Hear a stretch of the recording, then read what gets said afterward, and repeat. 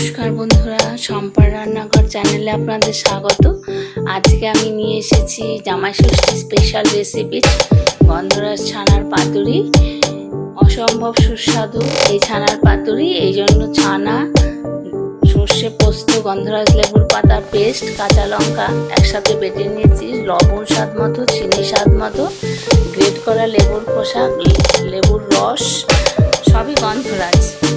এবার সর্ষের তেল দিয়ে ভালো করে মেখে পাতাগুলো আগুনে ভালো করে সেঁকে নিয়েছি তেল মাখিয়ে।